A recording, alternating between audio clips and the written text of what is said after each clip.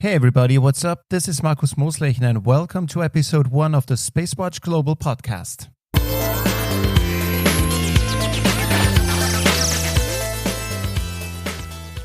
What's up everybody? You've been requesting it, now we bring you SpaceWatch.Global, a fortnightly podcast about all things space, the space industry, the universe, and of course everything else. So what makes us different?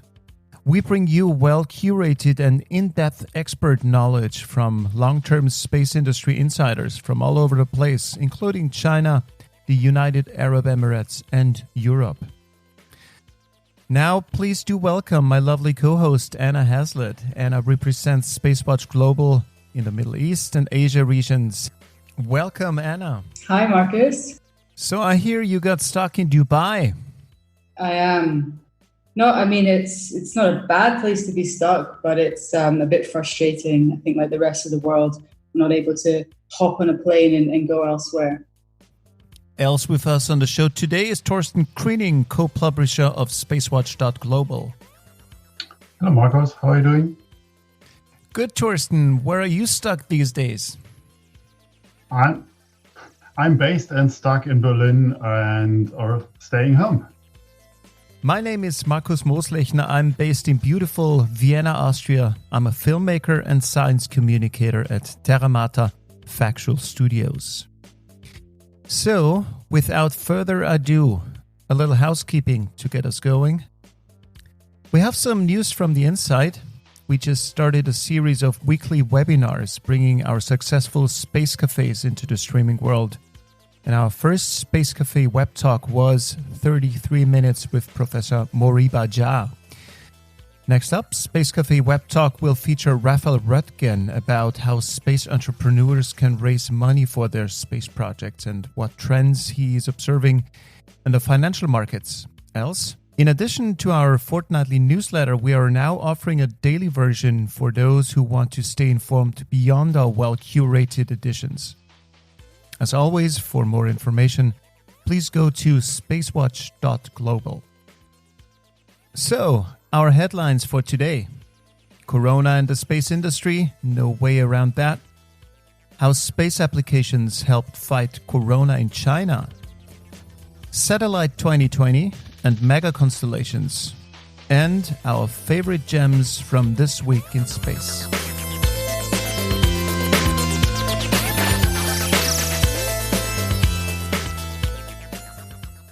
Anna, how has the virus affected the space industry? Yeah, I mean, it's an extremely dynamic, somewhat fragile situation that we're facing, not just within the space sector, but industries worldwide. What we obviously, I think, we're all in common understanding is that this virus affects everyone.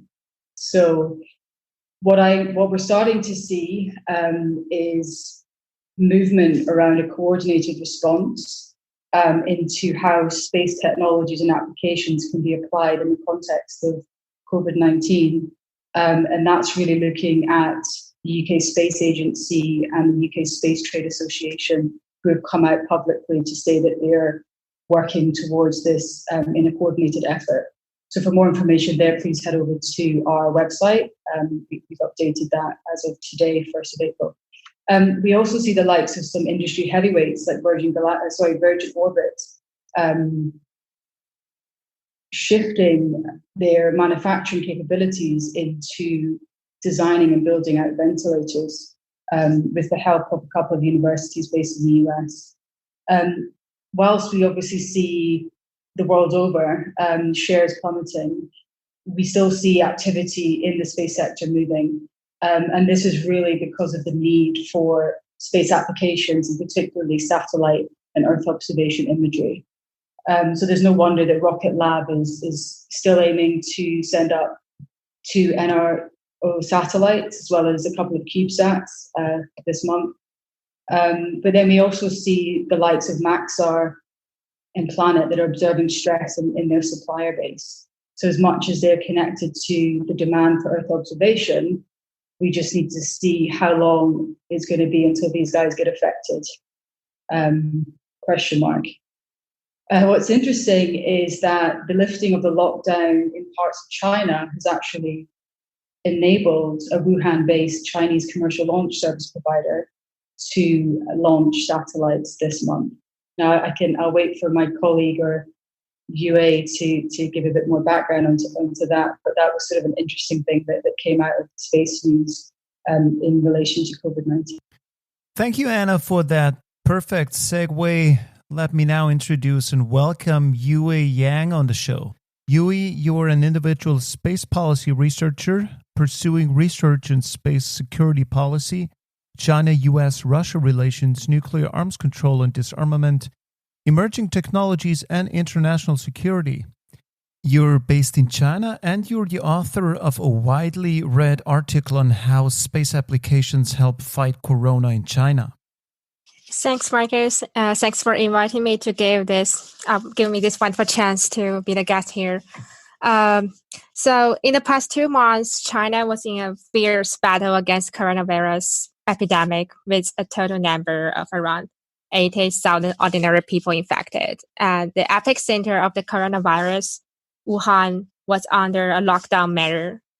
Chinese medical staffs, policemen, government staffs, or even ordinary people sacrificed a lot to save the country. So we will always remember those heroes. But right now, the situation of COVID-19, China is finally getting controlled. Many people back to normal life.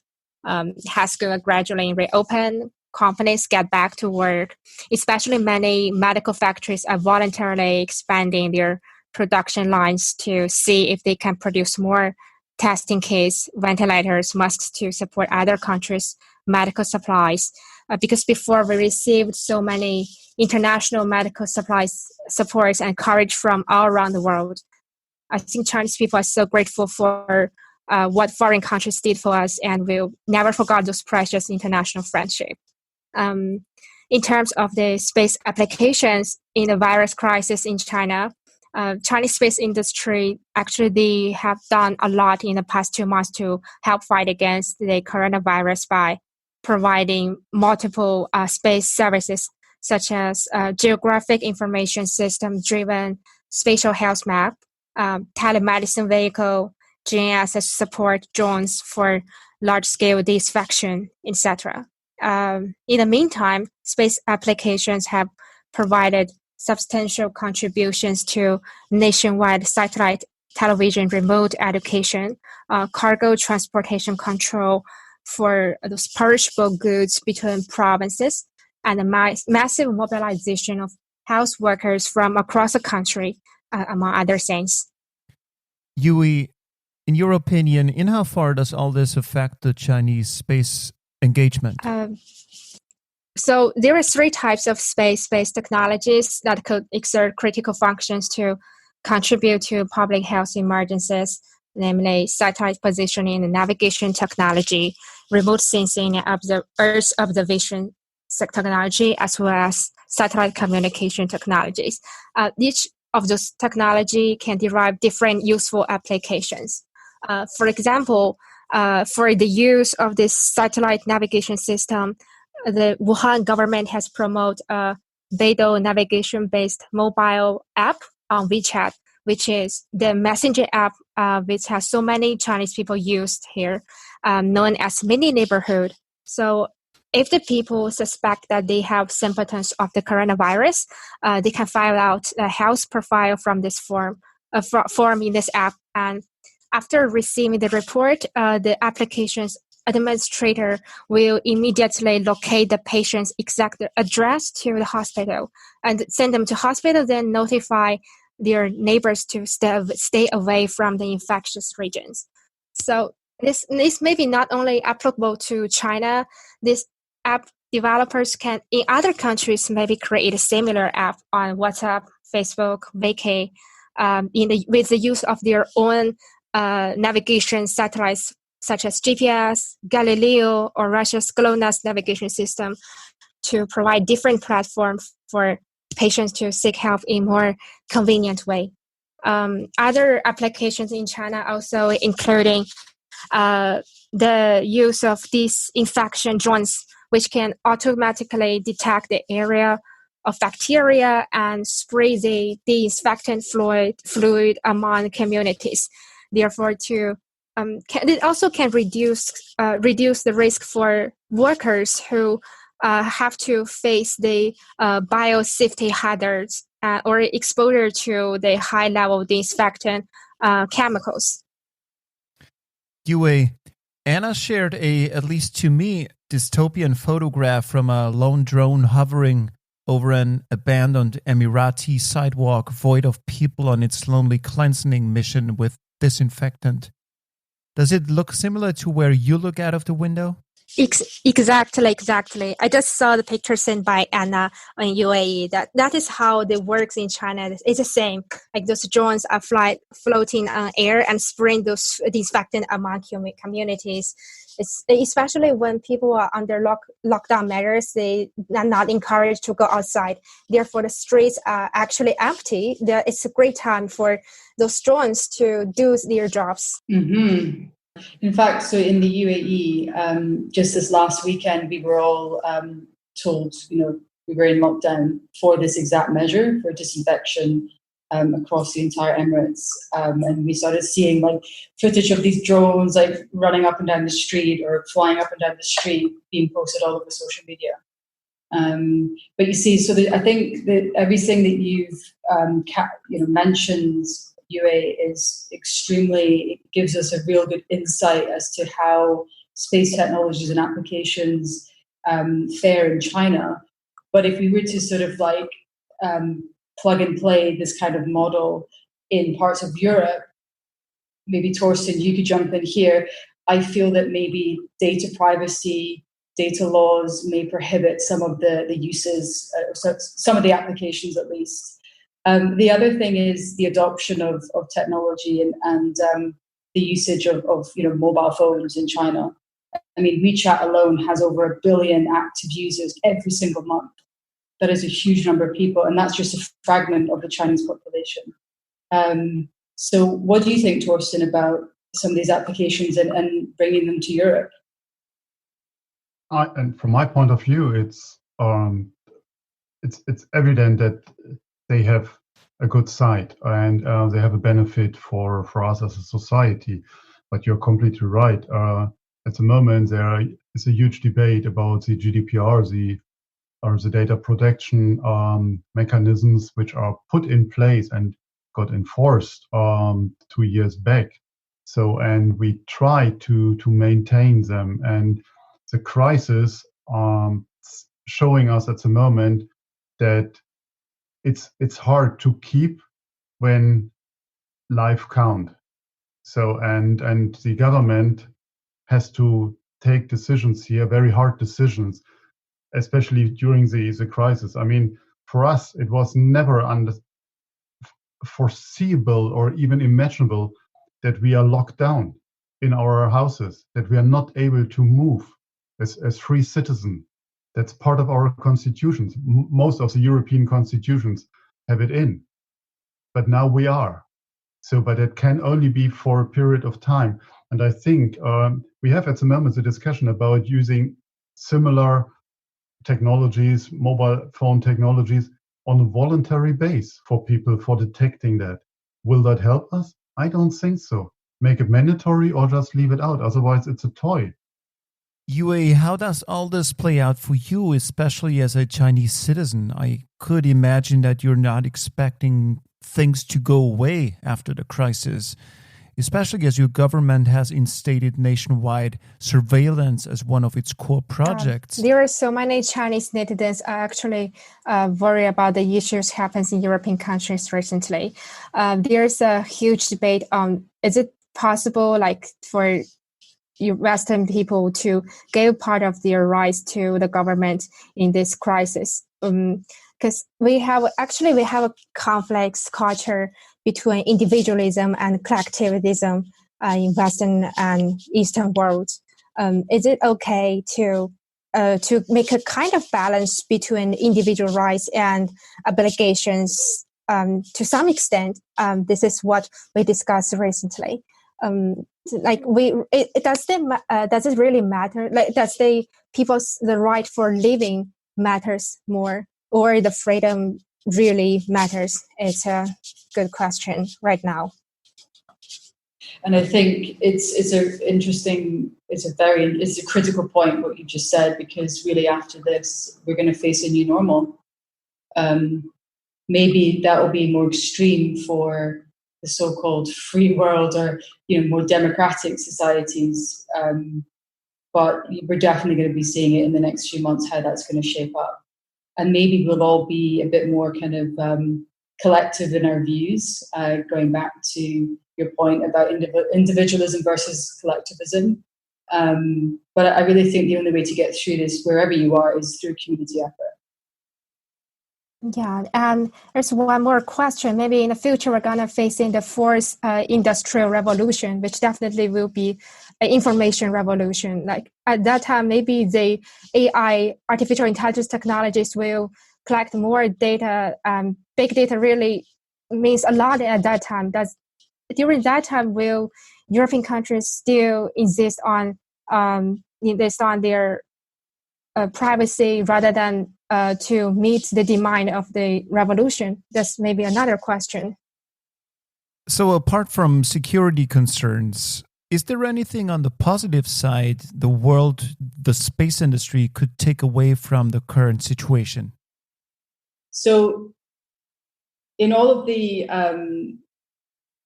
ups and downs that we're seeing within the space sector in recent days and weeks, and we've seen some really, really positive outcomes like Virgin Orbit, changing or adjusting their assembly manufacturing capabilities into producing ventilators as a really good example of stepping up and adapting and contributing to society when needed most. We are seeing in the UAE, one of the biggest ever projects from the UAE space sector is the Emirati Mars mission, or the Emirates Mars mission, I should say. And so there's a big question mark as to whether this is still going ahead, given the lockdown and given stay-at-home orders. But the last that we checked with MBRSC as well as the national news is that it is going ahead. So the UAE Hope Mars mission is still scheduled for July launch in Japan, despite the pandemic.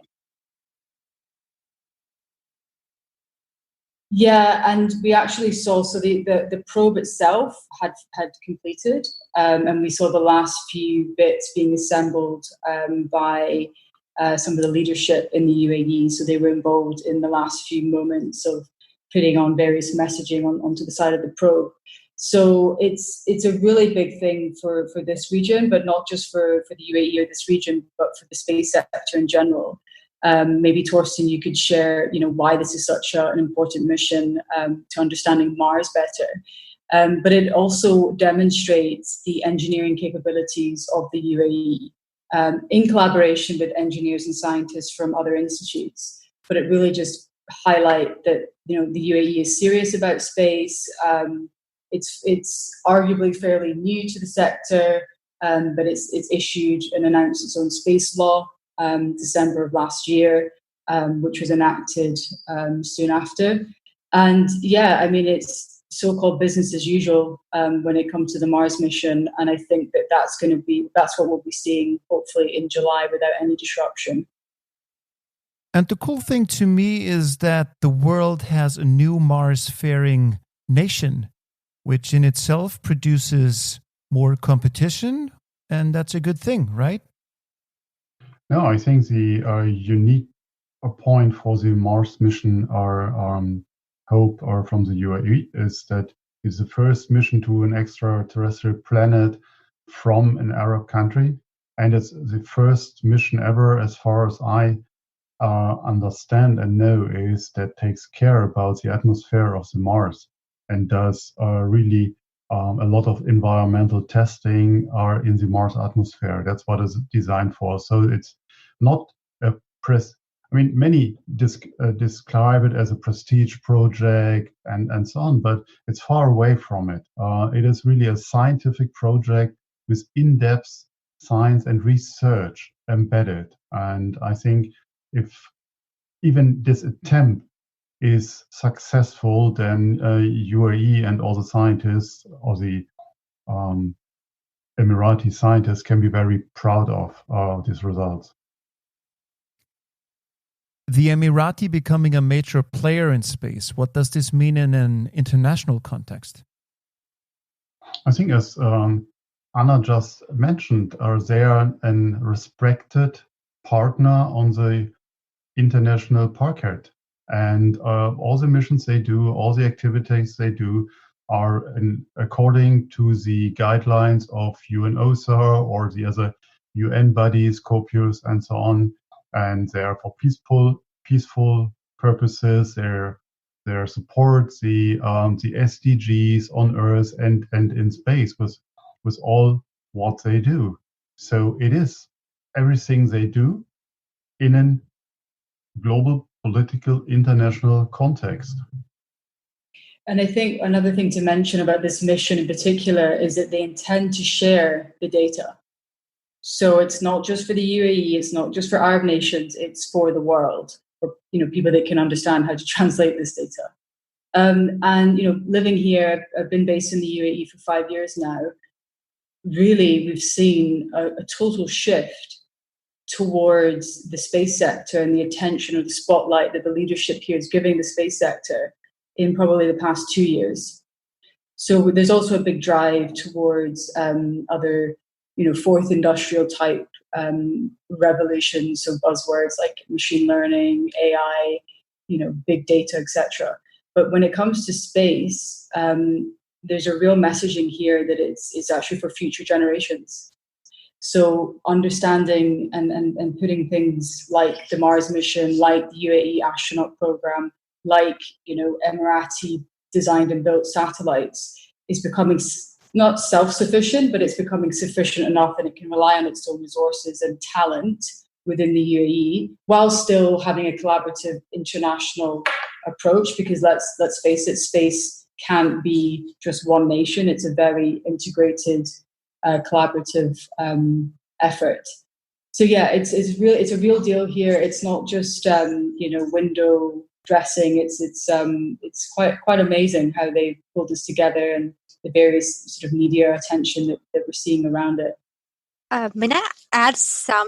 2020 is said to be the biggest year for Mars exploration mission because not only UAE is launching its Hope, there are also several countries are doing the same. For example, US NASA is having a rover called Perseverance. China's space agency has its Huaxing #1. While European Space Agency and Russia's Roscosmos is also planning to sending its ExoMars, but it has been withdrawn and delayed to 2022. So there's a question, like maybe thinking like why it's so important for these countries to do this year, because 2020 is a very rare opportunity for the launch window, which will open between July 17 to August 5th, when Earth and Mars are in the proper position in the solar system to enable a direct interplanetary journey. That is why these countries wanted to seize the chance for this rare biannual time to do so. What I want to add more is the missions for the three countries' Mars mission is slightly different. For the U.S. one, the Perseverance rover actually the main goal for it is to assess the habitability of its surrounding Martian environment and search for maybe they have ancient microbial life there. For the UAE's one, I think Anna has already mentioned they want to collect the data for the climate changes and how the weather in Mars looks like to see how it applies to the Earth's environment. Well, the Chinese one is wanted to study the geographical and morphological features as well as the soil and water distribution of Mars. So no matter which country rover successfully finally to complete its mission on Mars, we should give them a huge round of applause because it really means a lot and means a great significance to all human beings. Mm-hmm, mm-hmm. Wow. It's fascinating because in public media on the Mars mission, UAE Mars mission, they don't mention anything about that alignment. It's not even that technical. to understand. But why don't they say in all the different publications talking about this moment where they have to make it happen, COVID or not COVID, like this thing to go in July. But it's just like, oh, maybe we can delay it to September. Well, you'll miss the boat. I think the point to make here is really, and why everybody is focusing on this date is the star constellation, or the constellation of the planets, which only happens, I think, every 11 years or so in a good way. Otherwise, you are chasing Mars, and because it's on the wrong track, yeah. And I mean, Moon is easy. You have every month your launch window to land on the Moon wherever you want. Yeah, but the Moon distance varies on 50,000 kilometers or so. So that's something you top up your tank and then fine. Yeah, so that's not a problem. But with Mars, it's a real thing. Yeah. Next up, I'd like to draw our attention to mega constellations. Especially since last year, massive swarms of satellites in space are a big thing. And Elon Musk's Starlink is definitely one of them, but not the only one anymore. Is this the year of space swarms? Of course. Elon was there. He gave the keynote. He was the reason that many people came up to Washington, D.C. I mean, he had a fully booked room and talked about the materials they use for Starship and so on. So he didn't spoke too much about his mega constellation, which is still under deployment. I think he launched the sixth batch of Starlink already. But I think there are other mega constellations as well. We have to highlight here, and what I would like to share with you is in early January, I had the chance to speak with Ronald van den Breggen. He was the chief commercial officer of LeoSat, which was grounded by the end of last year. They had a perfect, using his words, a perfect business case for data services in space. And at the end, they were grounded with about 2 billion euros in MOUs in their hand because the banks or their main shareholders pulled out. So, and to top that, last week we had to report that OneWeb, one of the most promising mega constellation, are next to Starlink, which has a couple of dozens satellites also in space, and just recently launched another batch of their satellites. OneWeb filed for bankruptcy. So all that comes together right now, and that's very scary for the entire industry. Yue, can you give us the Chinese perspective on all of this? Are mega constellations a thing in China?